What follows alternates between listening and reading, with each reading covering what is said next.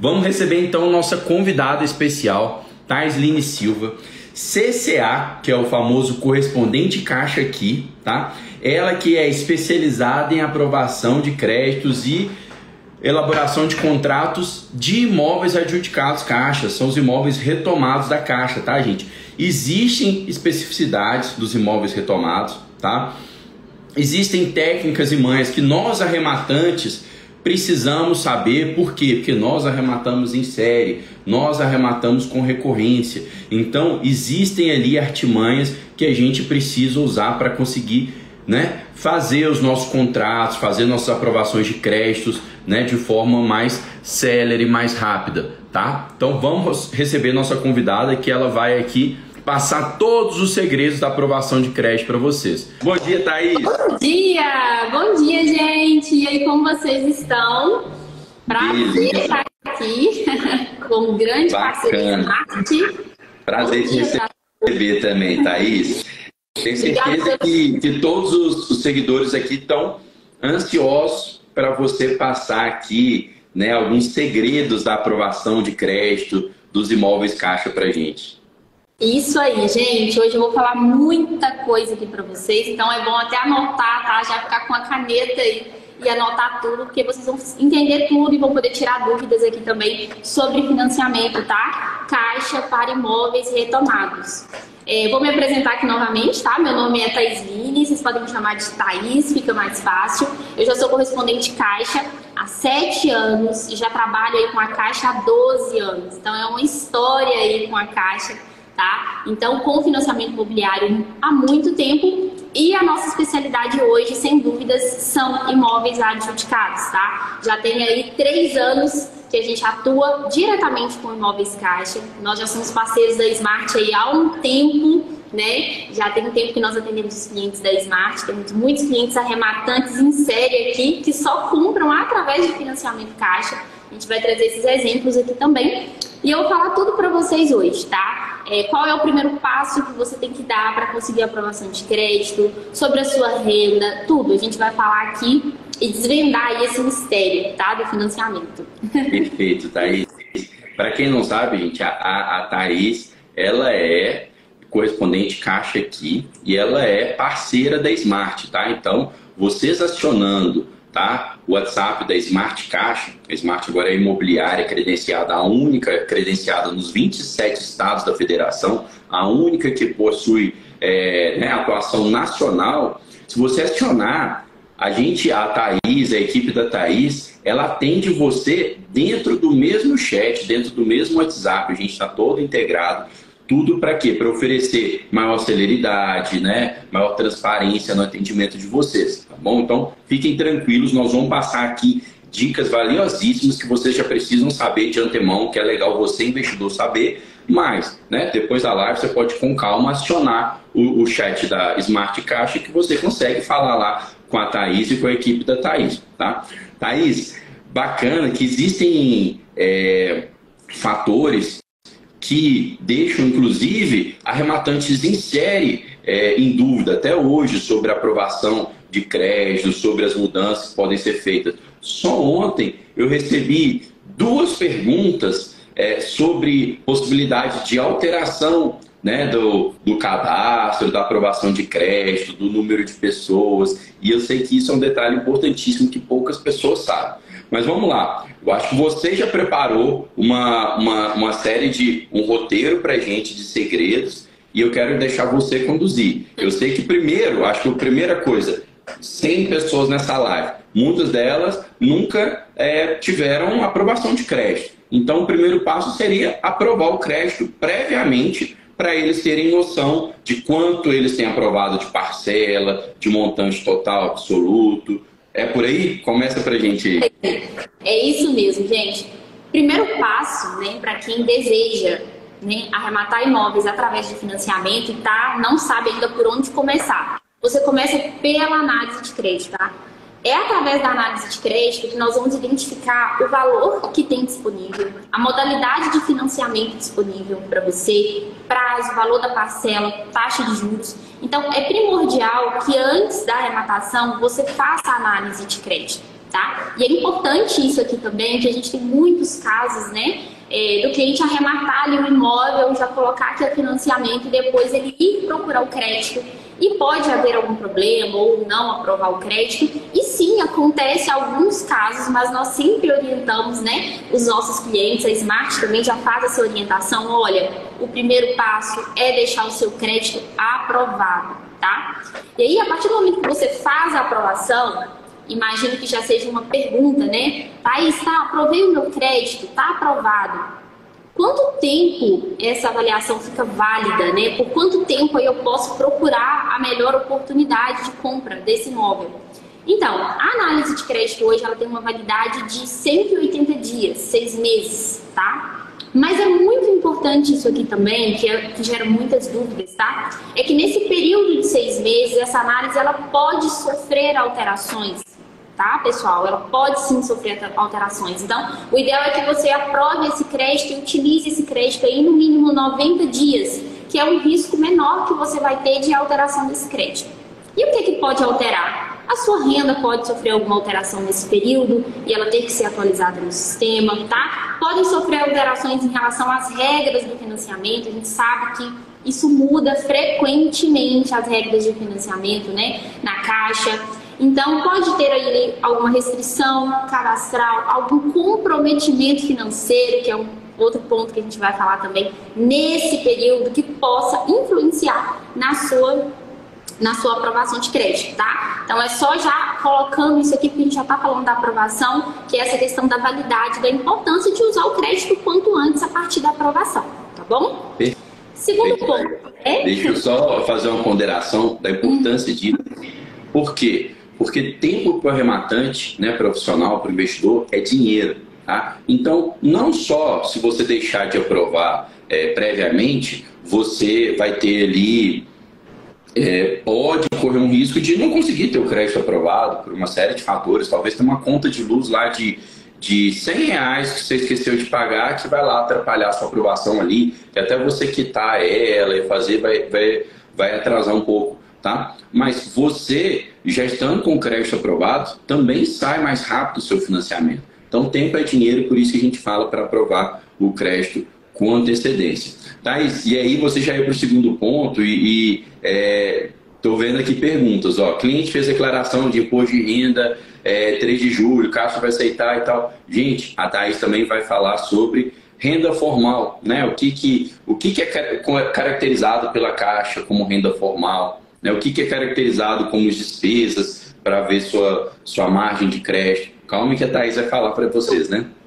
Esse era o próximo ponto, gente. Porque hoje, tá? É primordial e é um dos pontos hoje que a Caixa vai analisar é a questão da renda, tá? Comprovação de renda. Então hoje, quando a gente fala de renda formal, é a renda comprovada, tá? Além de você não poder ter nenhuma restrição cadastral, que isso é óbvio, né, pessoal? O seu comprometimento financeiro, o que é o comprometimento financeiro? Você ter ali outros financiamentos que sejam em outros bancos, e a gente não está falando de financiamento imobiliário. Qualquer empréstimo pessoal, financiamento, faturas de cartão de crédito muito altas e com muitos parcelamentos, tá? Tudo isso impacta na sua aprovação de crédito, ok? E aí, quando a gente fala de renda, retomando aqui sobre renda formal, é aquele cliente que trabalha assalariado CLT que tem um contra-cheque, servidor público, o empresário que declara o imposto de renda, tá? E aí a gente vai falar sobre datas de imposto de renda também, que é muito importante. Então, a renda formal é aquela renda comprovada, formalizada, que você fez ou declaração de imposto de renda ou que você tem um vínculo empregatício. Então, essa é a melhor forma de comprovação de renda hoje, tá? São esses clientes que já têm essa comprovação de renda, ele vai ter uma facilidade de conseguir o crédito. Isso é fato, gente. O cliente hoje que não tem renda comprovada, que é autônomo, tá? Vou dar um exemplo aqui. A gente tem clientes, sim, que hoje vivem de arrematação, né? De leilão. Então, é importante esse cliente se programar, porque ele tem que declarar o imposto de renda, tá? E a forma de declaração, muitas das vezes, não é aceita. Por exemplo, tá, Pedro? Vou dar um exemplo aqui, porque é muito frequente. Ganho de capital, né? Não é aceito como comprovação de renda para a Caixa, infelizmente. Então, assim, a gente tem muitos casos aqui desse, né, de ganho de capital que não pode ser usado, ele declarou imposto de renda, enfim. Então, a declaração de imposto de renda, teve uma pergunta aqui, que eu já vou até engajar nela, porque é bem frequente também, que o cliente perguntou sobre a data, né? O cliente fez a declaração de IR dia 3 de julho. Então, não é aceito. Primeira regra do imposto de renda, a declaração ela tem que ser feita dentro do prazo estipulado pela Receita Federal. Geralmente esse prazo ele começa em março, termina ali 30 de abril ou 30 de maio. A Caixa ela pode aceitar com até 30 dias de atraso essa declaração. Ou seja, se a Receita estipulou que a declaração deve ser feita de 1 de março a 30 de abril, a Caixa ainda aceita essa declaração com data até 30 de maio. Certo? Então a Caixa ainda tem ali uns 30 dias ali de atraso que pode ser aceito. Então, uma declaração feita em 3 de julho, ela já não pode ser aceita pela Caixa como comprovação de renda. Ela tem que estar dentro da obrigatoriedade da Receita, que é isso, estar dentro do prazo e estar dentro das regras de obrigatoriedade de declarar. Então, uma declaração isenta que esteja fora da obrigatoriedade também não é aceita, tá? Isso é interessante, hein, Thaís? Então, eu não sabia disso. Vamos colocar, todos nós sabemos aí que chega ali para março, abril do ano, a gente tem o período limite da declaração de ajuste anual do imposto de renda. É ajuste, tá, gente? Porque, em tese, as pessoas já vão recolhendo ao longo do ano e ali chega em março, abril, você faz a declaração final de ajuste. Se eu não declarar, então, nesses 3 meses até essa data limite, não adianta lá em julho, em agosto, eu regularizar a situação, que a Caixa não vai aprovar, ela vai regularizar a situação só para o ano seguinte, é isso? Exatamente, tá? Não é aceito, tem que estar dentro do prazo. Isso é muito importante, tá? Porque assim, já tá chegando aí início do ano, a gente tá fazendo essa live aqui, a gente já tá com o ano acabando, então quem não regularizou, é a hora de, no início do ano aí, já procurar o contador e regularizar e fazer a declaração dentro da obrigatoriedade já no início do ano, tá? Só fazer algumas ponderações, Thaís, porque aí a gente vai vendo as perguntas e vai vendo. Por exemplo, questão de renda formal, tá? Então você falou que a pessoa tem que ter carteira assinada, ou ser servidor público, ou se empresário autônomo, declarar o imposto de renda.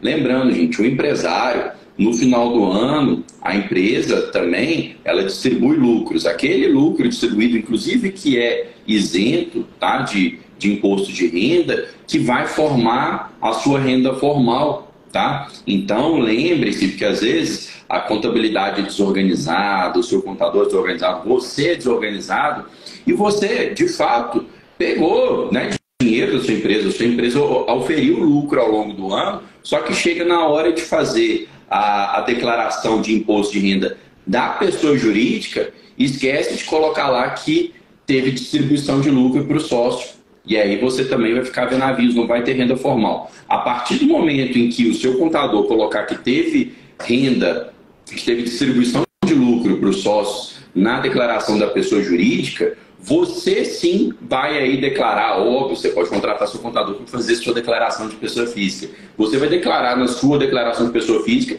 recebimento de receita isenta, porque distribuição de lucro é isenta, e aí sim isso vai formar a sua renda formal. Muita gente fala assim, mas empresário não tem renda formal. Tem, talvez a contabilidade não esteja fazendo a distribuição de lucro correta e você esteja ficando sem declarar o seu imposto de renda pessoa física, de bobeira, achando que vai pagar imposto por isso, que não paga, porque o imposto já foi pago lá na PJ. Então, tomem cuidado com isso. Outro fator importante, né, na fala da Thaís, primeiro ela falou sobre rendas formais, depois ela falou sobre comprometimento de renda.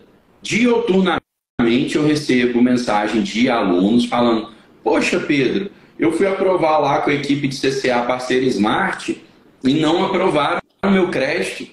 Falaram que o meu crédito, eu tenho renda formal, mas falaram que o meu crédito está comprometido. Eu não tenho nenhum financiamento em meu nome. Que negócio é esse? Está errado. Esses CCAs aí estão fazendo bobagem.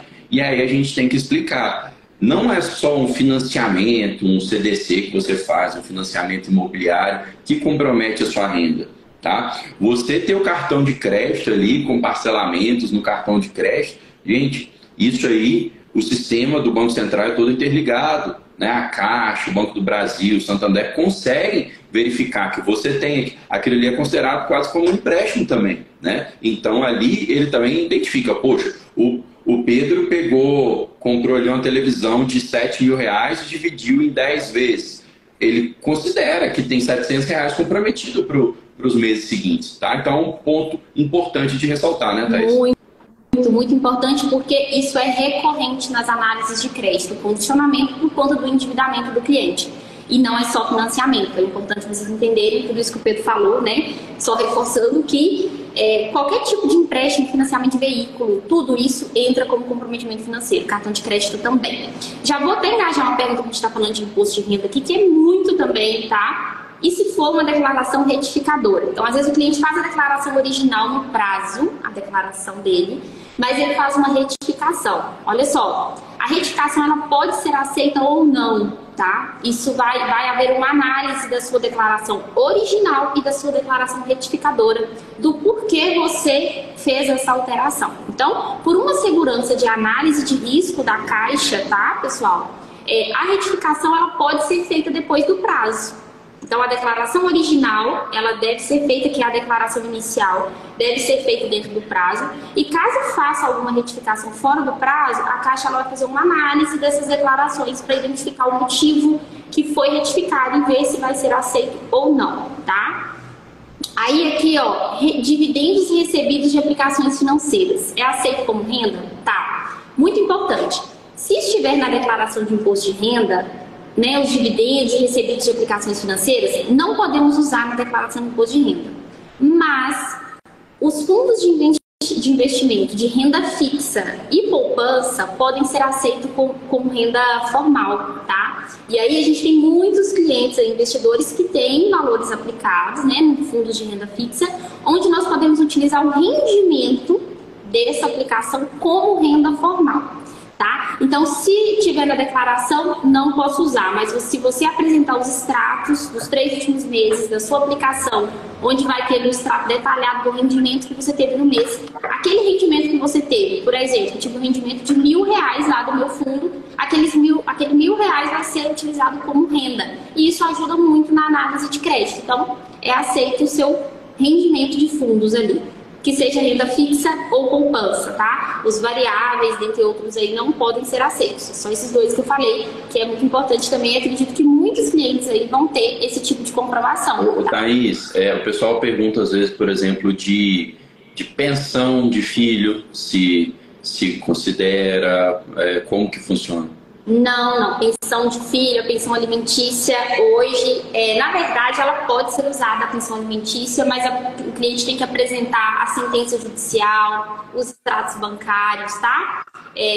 Para a gente conseguir utilizar como renda e apuração. Pode ser aceito, tá? Mas o cliente tem que ter toda a comprovação. Tem que ter a sentença ali que, né, deu direito à pensão do filho, por exemplo, né?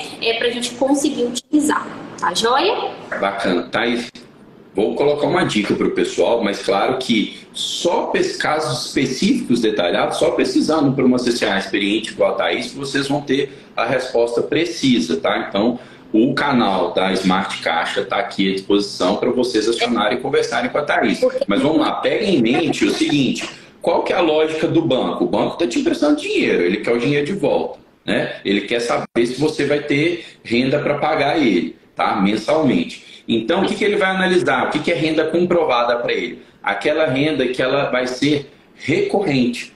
Então, um dinheiro que você aplicou R$ 100.000 e está oferindo R$ 1.000 por mês na renda fixa é recorrente? Bacana, é recorrente. Então, ele vai considerar aquilo como uma renda formal. Ah, mas você está comprando e vendendo imóveis de leilão e oferindo ganho de capital. Aí ele já fala assim, eu não sei se você é de fato um investidor profissional, se você vai conseguir fazer essa lucratividade com consistência, então eu vou barrar. Mesma coisa, você comprar e vender ação, comprar e vender criptomoeda, ele já não vai considerar como recorrente, porque é imprevisível. Você pode conseguir obter esse ganho de capital de novo ou não. A renda fixa já é mais previsível. tá? Então a lógica é essa. A pensão alimentícia de filho pode ser reajustada. Então, alguns fatores não são considerados. E aí vocês, né, no específico, vocês têm que consultar um CCA experiente para saber, tá? Mas tenham em mente isso.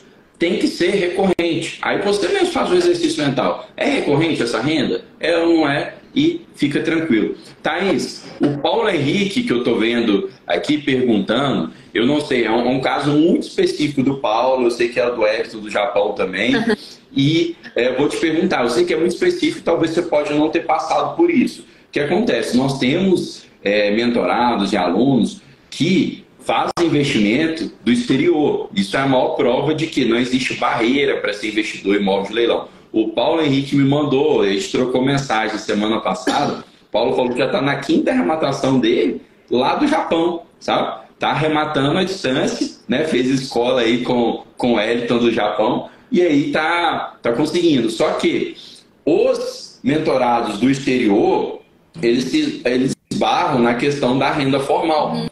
Né? Porque às vezes recebe, inclusive, por empresa, é assalariado lá. O Wellington, por exemplo, o Paulo, não sei que empresa ele está. O Wellington trabalhava na Suzuki, então ele tinha uma renda formal, tranquilo. Ele tinha uma renda formal, tá? Só que essa renda formal, como que ele comprova um olerite lá do Japão que ele comprova aqui no Brasil?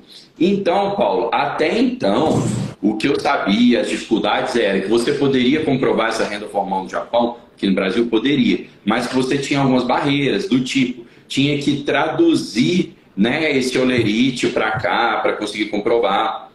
Então, era essa barreira que eu conhecia. Eu não sei se talvez o Elton fazendo e o Paulo Henrique fazendo a declaração de imposto de renda dele e colocando isso lá, se vai ser aceito, vai ser válido, pura e simplesmente, porque aí tem um fator também. Tem muita gente que às vezes, opa, então eu vou até aceitar pagar um imposto de renda para ter uma renda formal, eu vou declarar no imposto de renda que eu recebi R$100.000 nesse ano. Basta declarar que você recebeu e pronto ou não? Tem que ter a fonte de pagamento. Como é que funciona isso aí? Se você tem algum, se não tiver, tranquilo, que eu sei que é um caso muito específico, mas você tem a experiência de algum cliente do exterior, como é que faz para comprovar essa renda? Então, gente, vamos lá. Primeiro que os clientes que residem no exterior, né, eles podem sim fazer financiamento. Só que é um tipo de financiamento que não pode ser feito no correspondente. É um tipo de financiamento que é feito somente na agência, só na Caixa, né? E aí a gente já tem essa barreira porque é um tipo de cliente hoje que eu não trabalho pelo fato de a gente não ser, né, não ter essa autorização da Caixa para trabalhar esse cliente justamente por conta da análise de renda, que é uma análise bem mais a fundo. Tá? Então, o cliente ele tem que apresentar assim, se ele tiver a declaração de imposto de renda no país onde ele reside ou o olerite, tem que ser traduzido, ainda continua dessa forma, tá? O cliente ele tem que ter um procurador no Brasil que vai ir até uma agência da Caixa solicitar a análise de crédito dele. Então, ele vai apresentar a documentação pessoal, né, de identificação normal, e a documentação da renda é que pega, porque tem que ser sim traduzida. Geralmente isso gera uma dificuldade, dependendo do país, para esse cliente conseguir fazer isso, né? Porque tem que ser juntamentado, então tem que ser bem detalhado. Mas é possível fazer, tá? Não é assim tão difícil. A questão toda muitas vezes é o cliente conseguir essa comprovação de renda da forma que a Caixa solicita, tá? Bacana. Então até um detalhe, você falou assim, essa é mais complicada porque o cliente tem que ir até a Caixa, não pode ser com o CCA. Eu falei, poxa, é sacanagem, que logo o cliente que está no exterior é o que tem que ir até a Caixa. Mas aí você complementou com um detalhe, não é que o cliente que está no exterior especificamente tem que ir até a Caixa.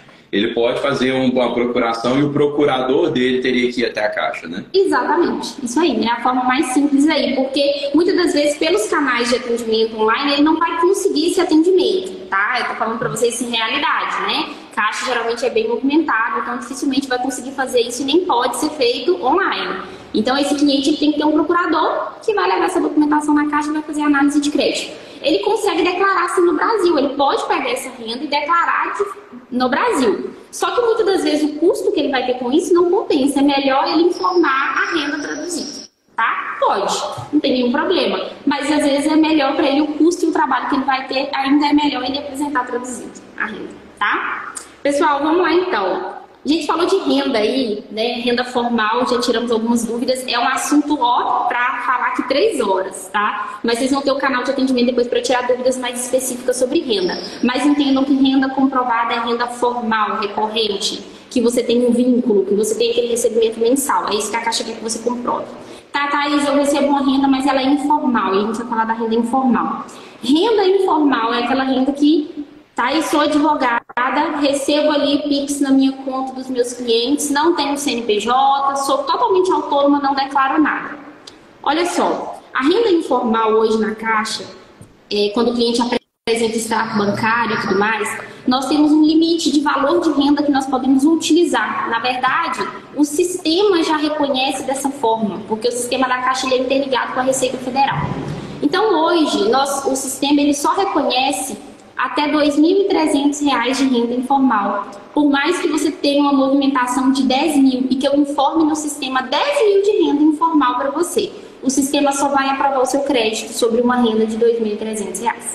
Gente, tá? Essa live tá valendo ouro.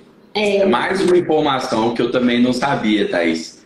Eu sabia, sempre escutei as pessoas falando assim, não, mas se eu apresentar meu extrato, minha movimentação, eu já consegui aprovação de crédito, eu já consegui CCA. Você foi lá e deu os números. Então, sim, se você é todo informalzão, se você tem movimentação bancária, você pode conseguir comprovar uma renda.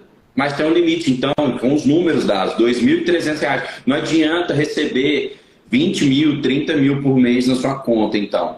O limite hoje da Caixa para aprovar a renda informal de R$ 2.300. 2.300. O sistema já faz essa análise e ele vai aprovar 30% ou 20%, até 30%, né? Vou falar disso aqui daqui a pouco, sobre R$ 2.300, que é justamente o limite de isenção do imposto de renda. Então vocês entendem que os bancos eles estão apertando os clientes, não tem mais. Isso há um tempo já aconteceu, gente. O cliente ele apresentava para mim a movimentação aqui, tem tudo aprovado. Hoje não é assim mais. Então, o cliente já está amarrado nessa questão de declarar o imposto de renda para Receita.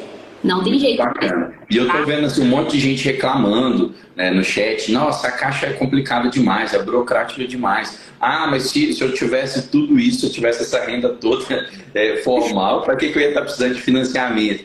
Gente, para de reclamar e vamos jogar com a regra do jogo. Para a gente também é complicado. A Thaís, Line, passa ali. Sufoco diariamente, que a Caixa muda as regras mesmo, porque a Caixa às vezes cria bloqueios.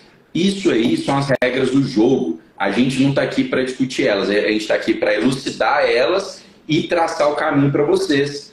E aí, o pessoal questiona, mas se eu tivesse toda essa renda comprovada, eu não precisaria de financiamento. Precisa, a Smart ensina para vocês. Você pode ser rico, bem de vida. É muito melhor utilizar o dinheiro da Caixa do que utilizar o seu dinheiro próprio. Se você for investidor de leilão profissional, tá? Você arremata quantos imóveis você quiser. A Thaís vê lá diariamente, eu vejo, tá? Clientes arrematando 5, 7 imóveis numa semana da Caixa, tá? Então, os recursos são finitos. Os nossos, o da Caixa, não. Então, você conseguindo pegar esses gatilhos, esses segredos que a gente está passando nessa live, tá? Para conseguir aumentar a sua aprovação de crédito, sua renda formal, para conseguir aprovar uma margem de crédito maior, você vai conseguir fazer mais operações, simples assim. E não adianta chorar, espernear, são as regras da Caixa, tá? Ela é uma vovó, ela é muito boazinha, só que ela é uma vovó que ela é boazinha ao ponto dela fornecer financiamento barato com juros melhores que os outros bancos, dela oferecer um sistema de venda de imóvel, que é a venda direta, que é muito bacana e tal, que os outros bancos não têm, só que ela é uma vovó, ela é antiquada, ela tem as barreiras dela. Nós sofremos, por exemplo, de ter que assinar um contrato presencialmente. A Caixa chegou a querer liberar a assinatura do contrato digital, voltou atrás. Então, tomem a Caixa com aquela vovó bondosa, generosa, que estraga até os netos, mas um pouco antiquada. E não adianta a gente chorar e espernear. A gente tem que aprender os segredos que estão sendo passados nessa live, tá? Pra a gente saber jogar o jogo com as regras que são postas, né, Thaís? Isso aí. Porque eu até vi um comentário aqui, deixa eu ver quem colocou. Fica Cardoso, ela até colocou exatamente, atrás de menor taxa a gente faz qualquer coisa. E vamos falar de taxa, né? Vamos falar aqui sobre cota de financiamento e taxas, né? Do porquê vale a pena você passar por todo o trâmite aí do processo de financiamento, por mais que às vezes pareça ser, tá? Complicado, mas se você tiver um correspondente, uma agência ali que faça realmente o processo para você com agilidade, você vai ver que é muito simples o financiamento de imóvel de leilão, desde que você tenha também os critérios que eu falei aqui para vocês. Então, assim, o cliente que tem renda formal, que ele entende, ele vai conseguir com muito mais facilidade o financiamento e não vai ter tanta dor de cabeça assim com o financiamento, tá? Então, quando a gente fala de cota de financiamento, pessoal, hoje é possível você financiar até 95% do valor do imóvel. Então, olha só para vocês verem. Você dando apenas 5% de entrada, ao invés de utilizar o seu capital ali para comprar esse imóvel à vista, você pagar 5% de entrada, ter apenas os custos aí com documentação, né? Não utilizar o seu recurso, que muitas das vezes, ainda mais com a Selic em alta, o seu recurso hoje aplicado, ele rende mais do que a taxa de juros que você vai pagar na caixa, né? De financiamento. Então, assim, a possibilidade de você financiar até 95% do imóvel. E quando eu falo de 95%, eu imagino até que vai surgir essas dúvidas aí. Thaís, mas eu já fiz simulação no site, a cota é 80% ou 90%. Nunca consigo simular 95%. Ou vai em algum correspondente e fala, não é possível, às vezes por falta de conhecimento. O que acontece, gente? Muita atenção nisso aqui. A Caixa, ela tem sim a regra de 80% lá na modalidade price e 90% no saque, que são as cotas de financiamento. Isso é regra, é isso mesmo. Só que lá, quando a gente vai fazer a simulação aqui, isso é só a gente correspondente que consegue fazer, no site você realmente não consegue fazer, é no sistema interno que a gente faz essa simulação. Se você arrematar esse imóvel dentro da cota da regra, ou seja, aquele imóvel que você faz a arrematação abaixo da cota de financiamento do valor do imóvel. Então, se o imóvel, o valor dele de avaliação, porque lá no site tem o valor de avaliação e o valor de venda, certo?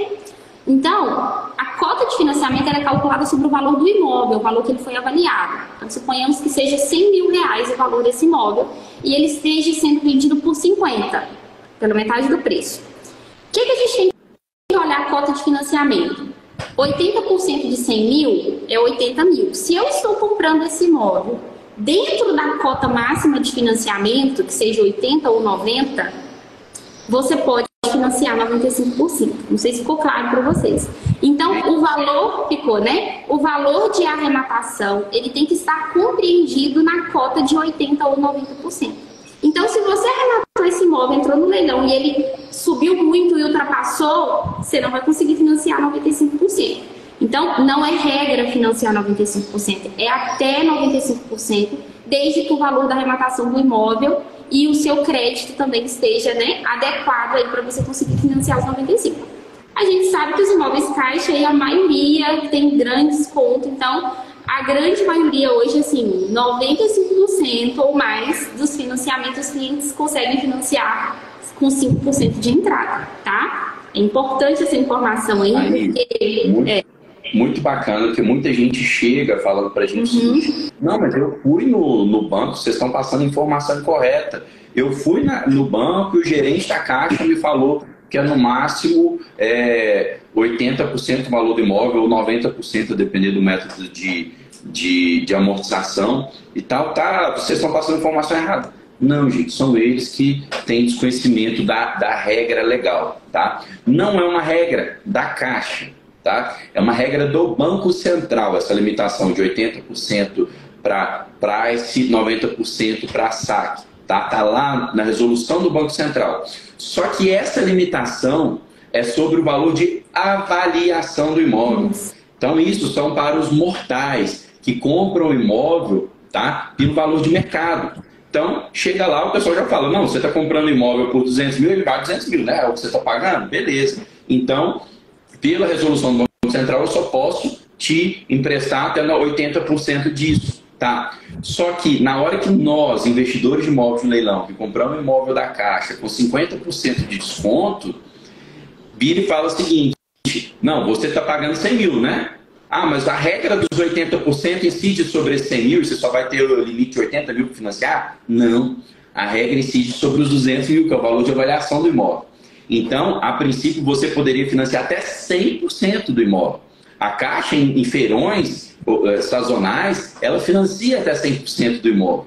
A questão é que ela, por uma questão dela, uma limitação dela, ela virou e falou assim, não, pelo menos 5% de entrada eu vou pedir, para ver ali se você está comprometido mesmo, se você quer mesmo aquele imóvel. Então, em regra, ela pede 5% e você consegue financiar até 95%. Claro que não vai ser todo mundo vai financiar 95%, é até se a sua renda formal não possibilitar que chegue até 95%, ela vai falar, eu te empresto tanto, você quer? Basicamente isso, tá? Thaís, eu tô vendo a pergunta da Lili, por exemplo, inclusive eu analisei o caso dela, passei para você ontem e tal. A Lili era um caso que ela tem renda formal e ela não teve crédito aprovado. E aí a gente explicou para ela, um dos fatores pode ser cartão de crédito. E a Lili explicou ali até no chat. Vamos esmiuçando. No chat ela falou, eu tenho 87 mil de crédito aprovado no cartão de crédito, mas eu só utilizo 5% disso. O que eu entendo? Que não é os 87 mil de crédito aprovado dela que está limitando, né, que está comprometendo a margem dela. São 5% sobre os 87 mil. 5% sobre 87 mil, 4 mil reais. É como se então 4 mil reais da utilização do cartão de crédito estivesse comprometendo a renda dela para aprovação de crédito. Perfeito? É isso mesmo, exatamente. Na verdade é o valor da fatura mensal ali, é o parcelamento, né, o que ela utiliza dentro da renda dela comprovada, né? Então vamos lá, o que vocês têm que entender? A Caixa hoje, qualquer banco, tá? É importante isso aqui. A gente fala de aprovação, a Caixa libera até 30%, ela só pode comprometer até 30% da sua renda comprovada. Então, se eu informei lá no sistema que a sua renda é 5 mil, eu só posso comprometer até 30% disso. Até, tá? Até. Não significa que vai aprovar 30%. Inclusive, a regra é o seguinte, depende do index do sistema de amortização também. No prazo também aprova menos que 30%. Menos que 30%. Porque o saque a gente já sabe que a parcela começa maior. É até 30% e a Caixa vai analisar, na verdade não é nem a Caixa, é o sistema, gente, é interligado. Qualquer comprometimento vai deduzir desses 30%. Então, se já tiver ali, se sua fatura é 4 mil e você apresenta para mim renda de 5, a sua renda tá, a Caixa entende que a sua renda está toda comprometida, você só tem R$1.000 de renda sobrando, então ela não vai aprovar crédito. Mais uma mini aula para você, gente, rapidinho sobre isso. Método de amortização saque, tá? É o sistema de amortização constante. A sua amortização é constante, tá? Todo mês vai amortizar o mesmo tanto seu saldo devedor. Mas a sua parcela ela começa maior e vai decrescendo. Por isso que, quando você utiliza esse sistema, você pode chegar mais perto dos 30% de comprometimento de renda. Porque a tendência é que a sua parcela vai diminuindo, então esses 30% também vai diminuindo. Você vai comprometer daqui a pouco 29%, 28%, 25%. Pronto. Já o método de amortização price, as parcelas são constantes, tá? A amortização não é constante. E qual que é o problema da parcela ser constante? Tá? É que ali existe a parcela, você vai ter ali, está sempre no limite dos 30%. Então, qualquer oscilaçãozinha que você tiver de renda, do seu comprometimento de renda com outras despesas de cartão, por exemplo, você vai estourar esse limite. Então, por isso que aí o banco já coloca um corte lá, se eu não me engano, por volta de 20% de comprometimento de renda para price. Tá? Então, é isso. Outra pergunta que eu vi sobre cartão de crédito, o pessoal, então eu tenho que apresentar minhas faturas de cartão? Gente, que eu saiba, a Thaís me corrija, o sistema bancário hoje é todo interligado. O Banco Central, ele interliga tanto a favor do banco, para o banco ter informações de crédito das pessoas, que a gente hoje tem relacionamento com vários bancos, a gente não tem relacionamento com um banco só. Então é tudo integrado, a favor dos bancos, os bancos poderem checar isso, quanto também a favor de nós cidadãos, para também, né, fiscalizar os bancos. Então tudo hoje é aberto, integrado, né? Tudo integrado. Então, assim, não é um gerente que analisa a sua fatura, a gente não pede a fatura para comprovar, não é. Quando a gente lança no sistema, o sistema já dá um resultado de análise, já vem um relatório do seu comprometimento financeiro. E aí se vai condicionar a sua avaliação, o seu crédito ou não. Então é tudo interligado, não tem como, nem precisa. Thaís, eu sei que você tem sua programação, mas eu queria que a gente tratasse agora de um assunto que eu sei que é importante, Inclusive, esses 2 alunos que ontem me questionaram sobre a alteração da aprovação de crédito, sobre a inclusão de novos cotistas, eu falei, assista a live que nós vamos falar sobre esse assunto. Basicamente, a gente recomenda, faça uma aprovação de crédito prévia para você já ter o valor de margem mensal, de margem total que você pode conseguir de financiamento. Só que depois que você faz essa aprovação, você tem um número de oportunidades para alterar, para fazer uma nova análise. Já, talvez se sua renda tiver aumentado, você pedir uma nova análise. Se você quiser, por exemplo, arrematar nós, investidores de leilão, a gente não arremata sozinho muitas das vezes, a gente arremata cotizado, com colegas, com um grupinho que a gente forma, porque eu prefiro muito mais arrematar 10 imóveis cotizado com a Thaís, com o Renan, com o Pierre, com os colegas, com os mentorados, do que arrematar 1, 2 imóveis sozinho. Eu prefiro dividir meus investimentos em várias cestas. Só que isso também tem algo a considerar em relação ao crédito. Então, o André, por exemplo, está aí na live e o André estava fazendo uma pergunta dessa ontem, tá? Se ele pode, por exemplo, ele tem um contrato do Bradesco que ele está querendo quitar esse contrato no Bradesco para fazer um novo pedido de análise de crédito na Caixa e aumentar a margem dele. Pode fazer isso? Pode, mas você tem que fazer uma ponderação, que é o número de alterações que você pode fazer no intervalo de 180 dias. O famoso, né? Famoso não, que eu acho que poucas pessoas sabem, o tal do QV, que eu não sei nem o que significa assim. Pode explicar um pouquinho? Então, tem a questão de alteração de crédito para ver se a margem subiu, tem a questão de inclusão de outras pessoas na sua análise de crédito conjunta. Trata isso pra gente, Thaís. Gente, isso é muito importante, né? Depois que você aprova o seu crédito, isso entra nos cuidados que você tem que ter com a sua análise, para você não perder ela e perder a oportunidade de fazer o financiamento. E um dos maiores problemas que nós temos é essa questão. O cliente faz a análise de crédito individual, que é só no nome dele, tá? E muitas das vezes depois ele quer, aí depois a gente pede a documentação toda, aí, não quero colocar a renda da minha esposa. Um exemplo, tá? Vai ser só no meu nome, só a minha renda. Só que depois ele fala assim, não, quero incluir a renda da esposa. Ou passou 2 meses e esse cliente, né, teve um aumento do salarial da renda e vai aumentar a capacidade de crédito dele. A gente está falando sobre alteração de renda dentro do grupo ali, porque quando a gente fala de cônjuge é um só, é como se fosse individual, porque se for regime de casamento, de comunhão de bens, obrigatoriamente a análise é dos 2, tá? Toda vez que, a partir do momento que você aprova o crédito, ela tem validade de 180 dias. Nesse período de 180 dias, você tem apenas 3 chances, são 3, tá? De fazer a alteração de renda da sua análise de crédito.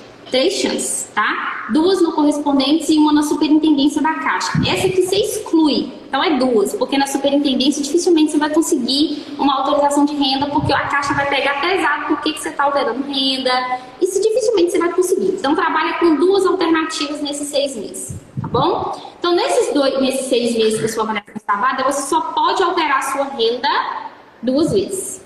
Thaís, alterei as 2 vezes, não usei o crédito, e aí? Você vai ficar bloqueado de crédito por 6 meses, e aí quando vencer os 6 meses é que você pode solicitar uma nova análise na Caixa. Então tem que tomar muito cuidado. Quando encaminhar a documentação de renda, mandar tudo realmente que tem de renda. Se tem o cônjuge e quer colocar a renda do cônjuge, já coloca de uma vez. Porque se depois alterar, você vai perdendo essas 2 chances que você tem de alteração de renda no intervalo de 180 dias, tá? Então, apenas 2. Já para alteração de participante, o que é isso? Você pode somar renda, tem até uma pergunta aí. Posso somar renda e aprovar o crédito no meu nome e do meu pai? Pode. Tem um amigo que quer comprovar comigo, que quer comprar comigo de sociedade? Pode. 2 amigos, 3 amigos que querem juntar para comprar um imóvel de um valor maior, talvez, né? Eu já tive vários casos de ter 5 investidores aqui compondo renda para comprar um imóvel de 1 milhão, né? Financiado. Pode somar renda com outras pessoas que não seja do seu grupo familiar, não é obrigatório nesse caso ser do grupo familiar, para você compor renda e ter um valor de financiamento maior. Porém, isso já tem que ser analisado inicialmente. Por quê? Existe a análise individual e a análise em conjunto. E aí a regra é a mesma. No período de 180 dias, você só tem 2 chances de alterar o grupo de participantes dentro da sua avaliação.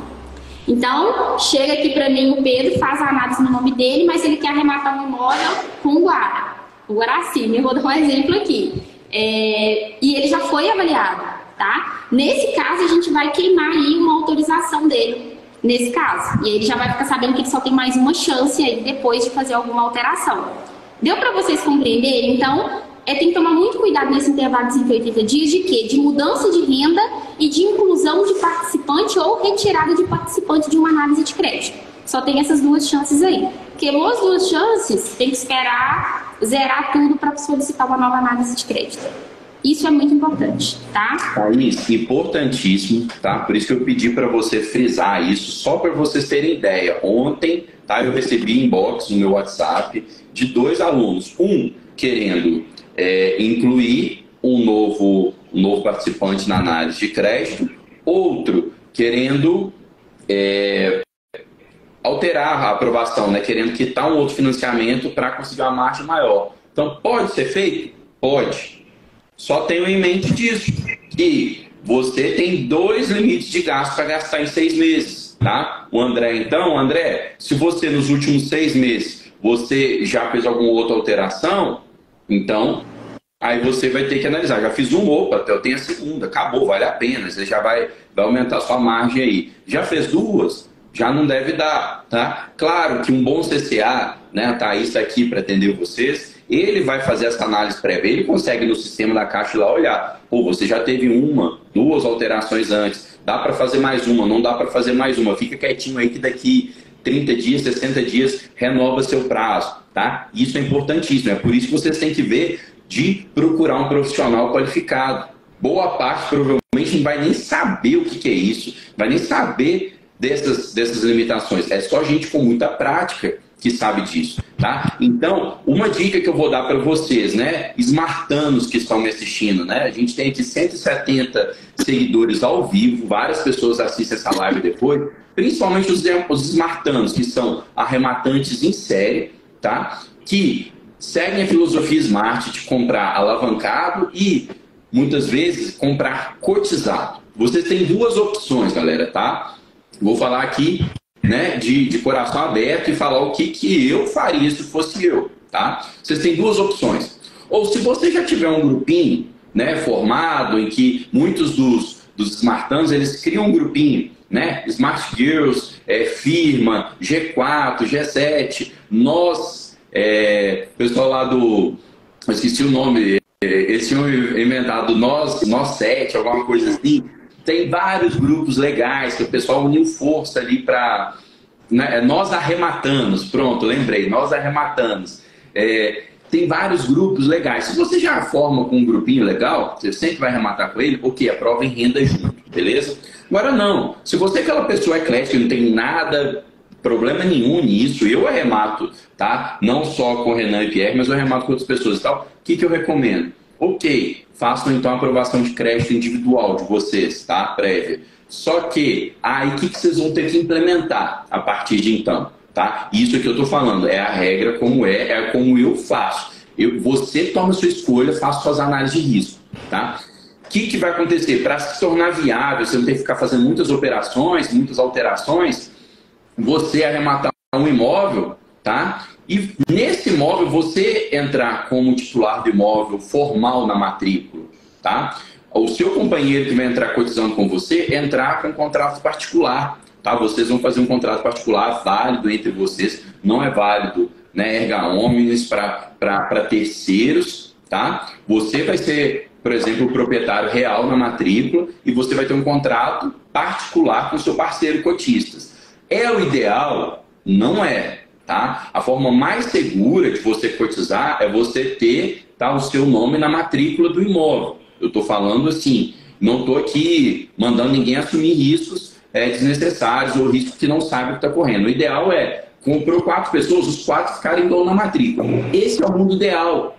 Só que eu, investidor, eu assumo certos riscos, tá, para conseguir fazer minhas operações. Então você pode fazer o quê? Você aprovar o crédito, nesse imóvel aqui eu vou comprar, vai ficar no meu nome, eu vou fazer um contrato particular com a Thaís.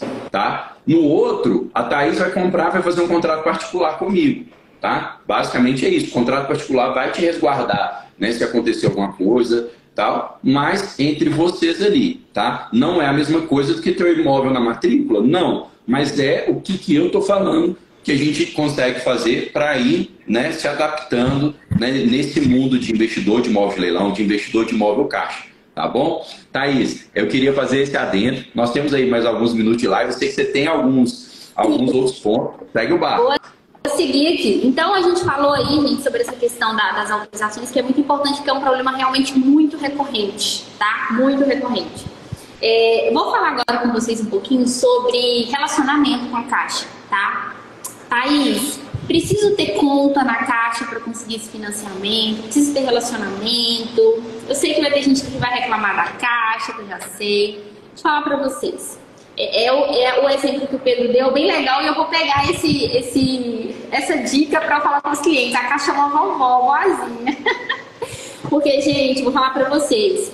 Nenhum banco hoje concede tanto crédito imobiliário, né? Vocês já sabem que a Caixa é líder em crédito imobiliário. Então, ela detém hoje, em média, 70% de financiamento imobiliário no Brasil. Tá? Então, a gente fala de Minha Casa Minha Vida, construção, imóvel de leilão. E nenhum banco hoje te dá as condições que a Caixa te dá para financiar um imóvel Caixa, no qual você vai ter uma grande oportunidade de alavancagem, né? Eu já utilizei disso, eu sei que funciona, eu tenho milhares de clientes que estão mudando a vida deles com financiamento Caixa, tá? Muitos clientes que não têm capital de arrematar imóvel, têm pouco dinheiro e conseguiu fazer muito dinheiro com financiamento. E outra, os que têm mais dinheiro é os que mais utilizam de financiamento muitas das vezes, tá? Então a gente tem os dois públicos aí. Então a Caixa, assim, ela tem as suas dificuldades, como qualquer outro banco? Ela tem, tá? Mas ela tem taxa de juros. Por exemplo, né, que eu ia falar, taxa de imóvel de leilão hoje, ela varia de 7,25 a 8,66 ao ano a taxa nominal. Nós estamos falando de taxa aqui igual Minha Casa Minha Vida ou Procotista, que são linhas de crédito muito baratas que a Caixa está emprestando. Então, assim, que banco hoje te faz, vocês podem pesquisar. A média de crédito imobiliário para outras instituições hoje está em 10, 11% ao ano. A Caixa está emprestando para imóveis Caixa, tá? Com taxa de Minha Casa Minha Vida, com taxa de Procotista. Então, assim, é uma taxa que vale muito a pena o esforço, tá? De fazer o financiamento. Então, olha só, isso é uma das vantagens, obviamente, tá? Só que a Caixa, além dela oferecer para você essa taxa boa, condição de financiamento boa, em contrapartida, o seu relacionamento com a Caixa, sim, ter conta corrente, ter cartão de crédito, tá? Transferir o seu salário, se possível, isso sim vai te dar condições ainda melhores de taxa de aprovação de crédito, tá? Então, hoje a Caixa, ela não vai só conceder crédito para você, porque ela já está te vendendo um imóvel abaixo do preço, com condições de financiamento excelentes que vocês não acham em nenhum outro lugar, tá? E sim, em contrapartida, ela vai exigir que você tenha relacionamento. Então, eu já vou ser bem clara para vocês. O cliente hoje que não opta por ter relacionamento, isso não é só na Caixa. Se você for num Banco Santander, né? Vou falar aqui dos coloridos, que eu não posso falar aqui, citar bancos. Mas se você for num banco colorido aí, qualquer banco, pegar um crédito, em contrapartida, esse banco vai exigir que você tenha um relacionamento com esse banco. Isso é fato, isso é qualquer lugar, tá? Então, e a gente esbarra muito no cliente às vezes, vou falar que a grosso modo, só vir na Caixa, pegar o crédito barato, comprar o imóvel barato e não quer abrir nenhuma conta na Caixa. Vocês entendem? Se colocam no lugar do banco, né? Esse cliente, ele não quer se fidelizar, mas eu tenho um produto muito bom, mas ele não vai fidelizar comigo aqui. Então é importante sim vocês entenderem a importância de ter um relacionamento. Até para a Caixa conseguir manter, gente, essa linha de crédito, tá? Vamos pensar a longo prazo, nós não podemos pensar só no agora, né? Por que manter o crédito? Vou citar um exemplo. Nós estamos passando por um momento na Caixa de dificuldade de recurso, porque o SBPE, que é o Sistema, né, Brasileiro de Poupança, que é de onde nós tiramos o dinheiro para emprestar o financiamento, ele vem da poupança. E o que aconteceu na Caixa? Os clientes tiraram o dinheiro da poupança. Os clientes, eles estão investindo mais em outros bancos, em fundos de investimento. Então, isso deu uma queda gigante desde o ano passado. Então, a Caixa está com essa dificuldade de recurso, tá? Então, imóveis Caixa não está ficando sem recurso. para emprestar. Outras linhas de financiamento aqui, o cliente está aguardando dias de recurso para conseguir fazer o financiamento. Quando eu falo de imóvel individual, tá, gente? Sem ser leilão. Imóvel de leilão, além de a Caixa tá ofertando taxa boa, condição especial, não está faltando crédito. O cliente está assinando o contrato rapidinho, porque mesmo nessa dificuldade de recurso, está assinando o contrato. Mas o que a Caixa quer em contrapartida?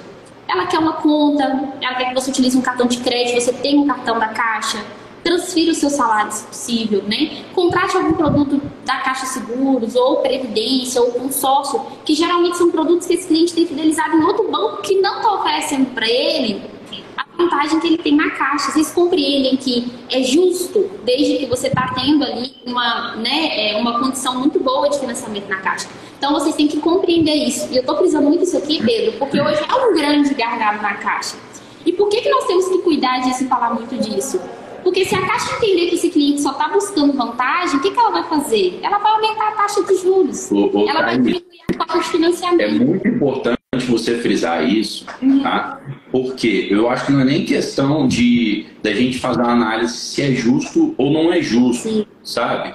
Essas condições, essa necessidade de comprar um seguro, de comprar um cartão de crédito e tal. É uma questão da gente saber que é a regra do jogo e a gente tem que jogar o jogo como ele é, tá? Nós não temos tempo aqui para ficar discutindo isso, tá? Então, o investidor profissional, ele tem que jogar o jogo como ele é. É muito melhor do que ficar caçando pelo novo. Eu, por exemplo, eu falo com vocês, eu fico às vezes chateado com isso também, tá? Final do ano passado, dezembro, nós fomos fazer, olha só, a Caixa, ela é uma vovó e ela, né, pede algumas contrapartidas. Cara, gente, eu não vou entrar, é venda casada. Às vezes é venda casada mesmo, mas eu vou discutir? Não, eu vou jogar o jogo como ele é. E tem benefícios e malefícios. Vamos supor, final do ano passado, eu arrematei e financiei com a Taisline, eu, Leonardo Mota, Renan e tal, o imóvel que a gente pagou 940, quer dizer, o lance foi 946 mil, a gente deu 1 centavo, tá, de lance, a gente fala direto desse imóvel de 1 centavo. A gente deu 1 centavo de lance, tá? O imóvel valia ali por volta de 1,7, 1,8, a gente vendeu esse imóvel e colocou 500 mil reais no bolso, tá? Vendeu rápido para o próprio ocupante e a gente arrematou financiado, dando 1 centavo de entrada, tá? E a Caixa, a Thais virou e falou, olha, para vocês pegarem uma taxa de juros bacana aqui e tal, vai ter que fazer um seguro e tal. Você fica chateado, mas é a regra do jogo, mas está fazendo regra casada isso. Não vou entrar no mérito, olha como é que minha operação é lucrativa, é boa, tá? Então a gente foi lá e fez. Por quê? Porque a taxa, em vez de ser, sei lá, 8%, a taxa passava para 7%, diminuía 0,5%, 1%.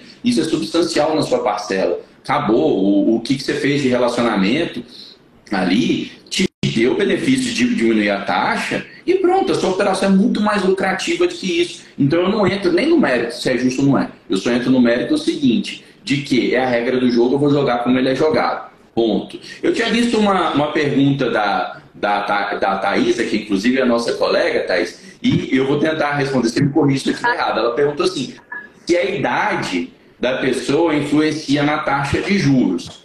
Que eu saiba, não. A Thaís pode me corrigir.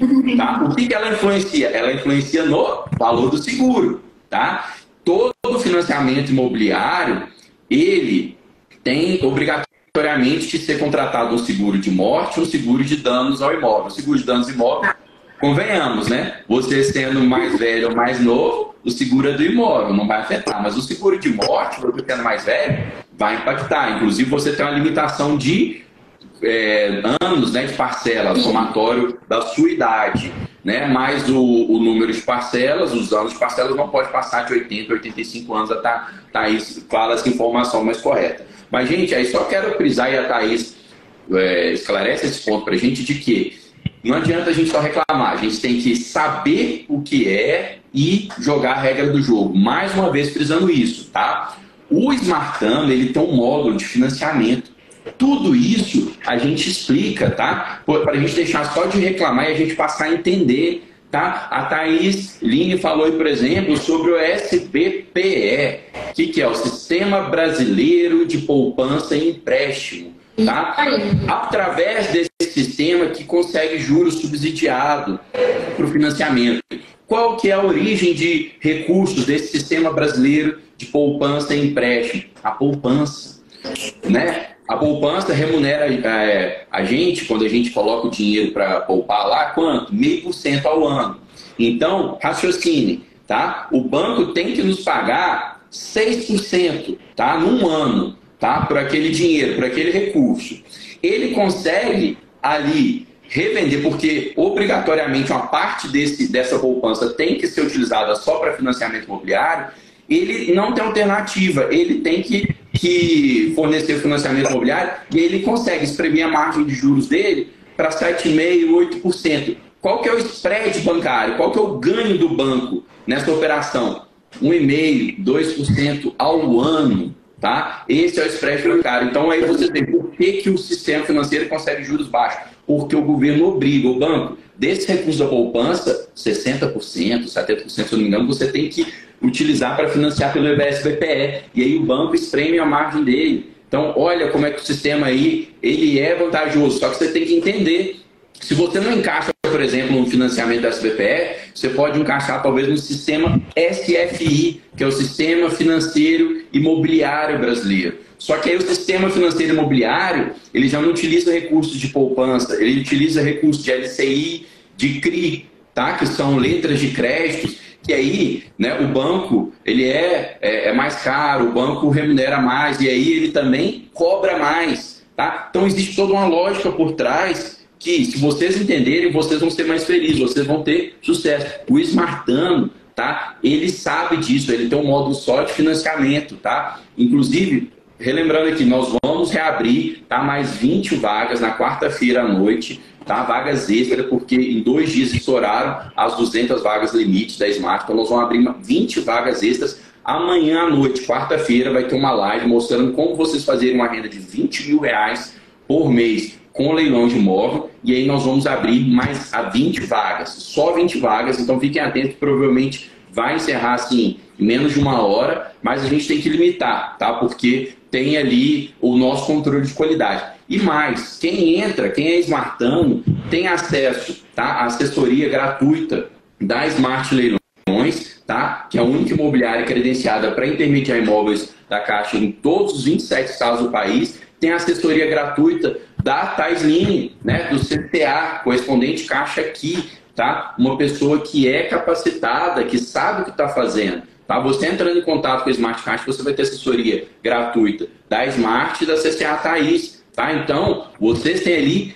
todos os benefícios da excelência da qualidade, tá? E a gente tem um clube de benefícios ainda para quem é Smartano, quem é mentorado. Thaís, mas então, essas considerações que eu fiz de 65 anos de idade, os juros não é maior mesmo não, né?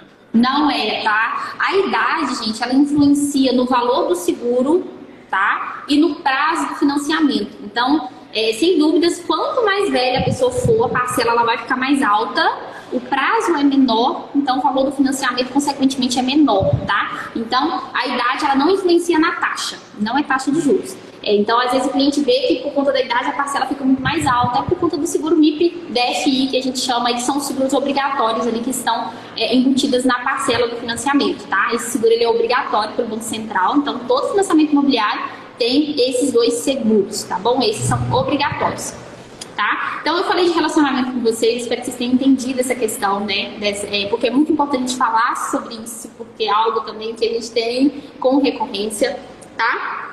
E é o seguinte, gente, eu acho que por agora eu já coloquei todos. Tem algum ponto, Pedro, você acha que a gente precisa reforçar? É muito assunto, né, gente? Financiamento, é muita dúvida. É muito assunto isso aqui, gente. Tá? Eu vi gente perguntando durante a live se vai ficar gravada e tal. É isso mesmo. Se não conseguiu prestar atenção, que às vezes no Instagram a gente dispersa um pouco, tá?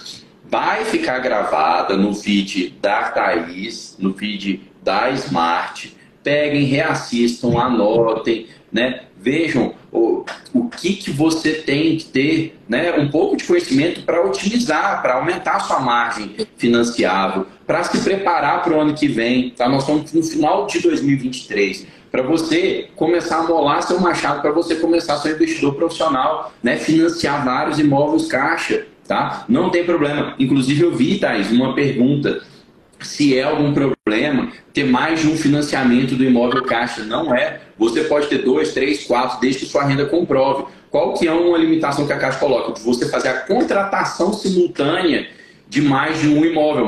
Mas você pode fechar o contrato de um financiamento, abrir outro, fechar um contrato e abrir outro, e ter 4, 5 financiamentos ao mesmo tempo. Tá? Nós temos vários casos de Smartano nesse ponto. Então está na hora de você afiar seu machado para em 2024 você já ter ali uma margem boa para você começar a investir, né, num número maior de imóveis. A Thaís contou uma coisa que eu não sabia aqui nessa live, tá? Que você só pode, que a declaração de imposto de renda entregue extemporaneamente, tá? Ela não é válida se ela for depois de 3 meses.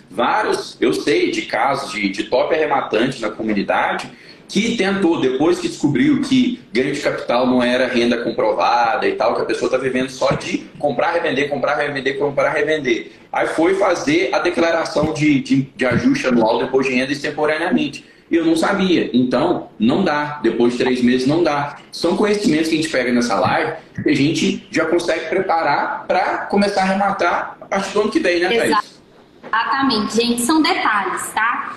São detalhes, essas informações, elas são muito importantes, são valiosas mesmo, para vocês conseguirem, né, comprar o imóvel através de financiamento, tá? Outro ponto também que você falou sobre a questão de ter mais de um financiamento, é importante a gente vai lembrando, porque é muita coisa, né?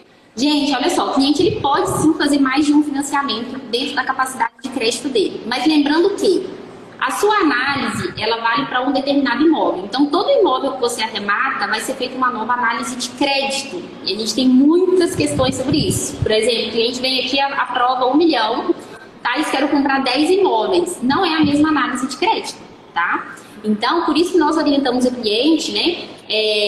Tem clientes que fazem arrematações em série, mas a gente faz todo um acompanhamento desse cliente para ele ter todo o cuidado em arrematar antes, né? A gente teve o caso para um cliente que arrematou 6 imóveis. Mas é um cliente que nós já orientamos, olha, cliente, a gente tem que fazer um contrato de cada vez, não tem como fazer os 6 contratos de uma vez. E cada contrato vai ser uma análise de crédito. Que cuidado que esse cliente tem que ter? Se eu aprovei ele, fiz o financiamento, finalizamos um contrato, vamos partir para o segundo, onde eu vou reavaliar ele, não pode ter entrado nenhuma pendência, não pode ter entrado nenhum comprometimento, porque senão pode ser que não aprove o crédito para o próximo imóvel. Então, quando o cliente faz arrematações, ele tem um crédito muito alto e ele quer usar aquele crédito todo de uma vez, arrematar muitos imóveis, primeiro a gente vai fazer uma análise desse cliente completa, orientar ele para ter todo o cuidado de não dar problema. Porque os contratos eles não são feitos simultaneamente, é um de cada vez e cada arrematação é uma análise de crédito. Tá? É muito importante. Muito importante. A gente vai pegando esses detalhes, tá? Isso aqui vale ouro, tá? Então, assim, eu acho que o tanto de aprendizado que a gente teve nessa live aqui é uma coisa, assim, absurda, tá? Quem pegar esse aprendizado aqui vai sair de uma forma diferente, vai estar aprovando mais crédito, vai conseguir arrematar mais imóveis. Eu vi aqui, eu vou responder uma última pergunta e a Thaís complementa ou me corrige se eu estiver errado, mas o pessoal, alguém perguntando aqui assim, imóvel Caixa sem a possibilidade de financiamento. Em caso de compra, consigo vender financiado? Interessante essa pergunta. O que acontece? Tá? A Caixa tem alguns critérios para conceder o financiamento ou não de um imóvel. Eu vou elencar aqui alguns fatores que eu me lembro e a Thaís Lini pode complementar. Se existe é só um terreno, tá? Em geral, a Caixa não financia terreno, tá? Sazonalmente, ela até abre a possibilidade, mas em geral ela não financia terreno, a não ser que ela vá financiar terreno junto com projeto de obra e tal, que não é o caso do arrematante. Então, se é só o terreno. Ou não, se tem uma casa construída lá no terreno, mas essa casa é irregular, ela não está com a construção averbada na matrícula. A Caixa considera aquilo um terreno, a casa é irregular, ela não financia. Então, muitas vezes você vai ver, tá? Na descrição do imóvel pode estar falando que tem uma casa, ou pode ter sido construída uma casa, a Caixa está leiloando um terreno, você está vendo que tem uma casa lá, uma casa não está averbada na matrícula. Algumas limitações de vícios construtivos bloqueiam o financiamento. Se tiver alguma ação judicial que ainda esteja em discussão e não esteja transitado em julgado, eu já vi casos de que tem ação judicial e a Caixa libera e casos que não tem. Principalmente a Caixa barra FGTS, se tem ação judicial. Existem alguns fatores complicadores, tá? Se você comprar, a Caixa não possibilitou financiamento, depois você vai conseguir vender financiado apenas se aquele fator limitador for corrigido por você. Por exemplo, se a casa era irregular e você foi lá e aprovou a baixa dela e averbou na matrícula, você vai conseguir financiamento. Às vezes a casa tinha, por exemplo, uma rachadura lá, a gente vê muito em casas populares e tal, uma rachadura, o engenheiro vai lá e reprova. Você vai lá, reforma a casa, ajeita ela, você consegue, às vezes, uma nova avaliação de engenheiro aprovar. Então são esses casos que eu estou lembrando, Thaís. Lembra algum outro? Não, é isso mesmo. Os vícios construtivos são os que mais pegam, sabe? Por quê? Muitas das vezes, né, principalmente imóveis de baixo padrão, né, que são os imóveis populares, muito vício construtivo. Então, na reforma, já entender as novas regras de aceitação da Caixa do imóvel, né? Espaçamento, janelas, tem essas questões, sim, que podem, você pode não conseguir vender financiado. Por quê, gente? Você comprou um imóvel à vista, uma casinha lá, e ela tem tá com matrícula, tá documentada, tudo certinho. Você reformou esse imóvel. Mas se ele tiver esses vícios construtivos, é o que mais acontece, tá, Pedro, na verdade, assim. Os casos mais recorrentes são do engenheiro ir lá e ver que tem um vício construtivo que não passa. Aí a pessoa tem que ir lá e corrigir aquilo ali. Se tiver que fazer uma janela, fazer aquela janela e adequar para que passe na engenharia da Caixa. Por quê, gente? Comprou um imóvel, vou vender financiado, esse imóvel ele passa por uma avaliação da Caixa de novo, de engenharia. E vai ter que adequar as novas regras. Então pode ser que esse imóvel lá passado, ele passava daquele jeito, mas hoje tem que adequar as regras atuais, tá? Então isso pode ocorrer, são casos pontuais, tá? Pontuais, mas podem sim acontecer. Geralmente a maioria dos casos são esses, tá bom? Mas todos os casos que eu tive aqui, de depois de venda, alguns clientes a gente atendeu, né, a venda desses imóveis depois, eram vícios construtivos que era coisa simples de resolver. Então ele reformava ali, o engenheiro da Caixa ia no imóvel de novo e vendia financiado, tranquilo, não tem problema, tá? O importante aqui também, o financiamento da Caixa é só para imóveis da Caixa ou para outros bancos? Muito importante, tá?